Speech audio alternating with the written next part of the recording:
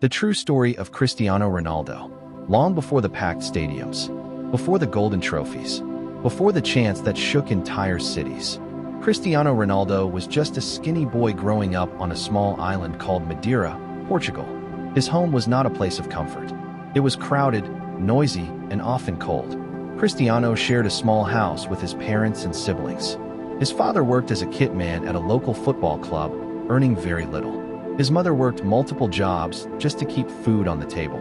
There were days when money was so tight that even basic things felt like luxuries. Football was not a dream back then. It was an escape.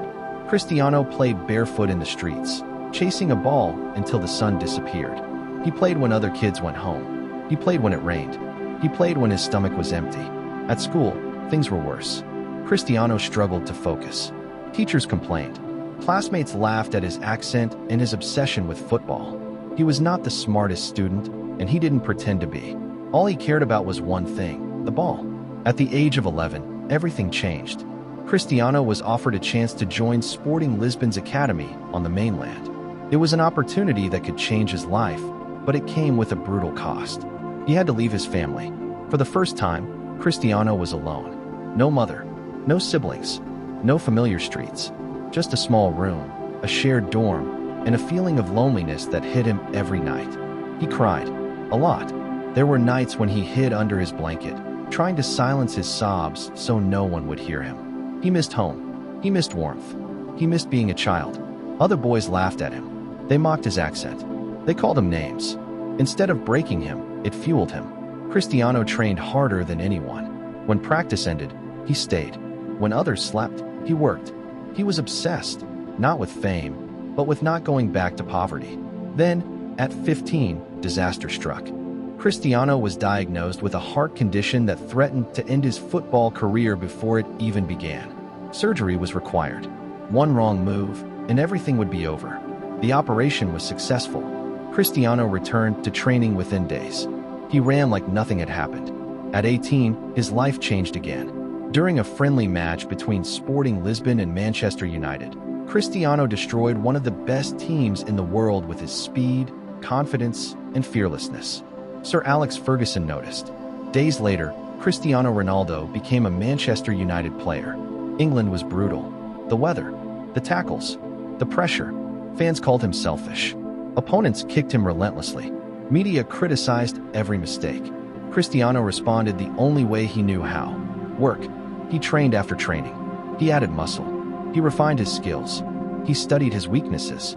Slowly, the boy everyone doubted began to transform. Goals followed. Trophies followed. So did hatred. When Cristiano joined Real Madrid, the pressure multiplied. He was the most expensive player in history.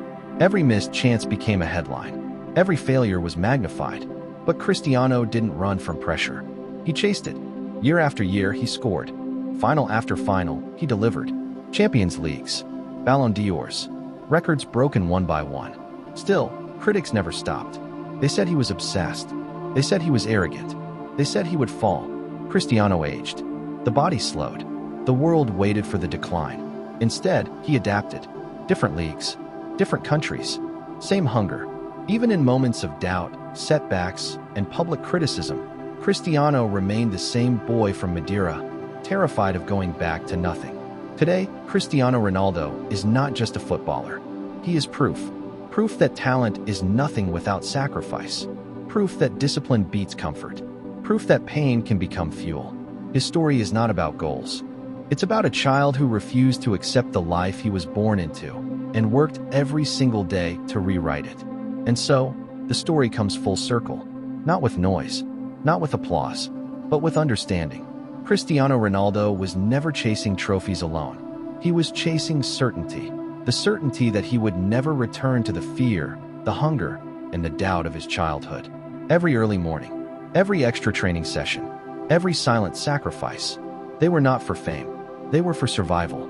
The boy who once cried alone in a small room in Lisbon grew into a man who learned how to stand alone under the weight of the world's expectations. His journey reminds us of something simple, but often forgotten. Greatness is built quietly.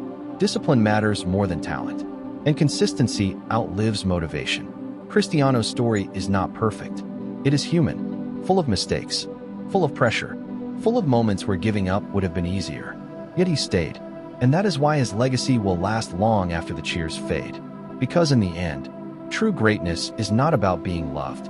It is about refusing to stop.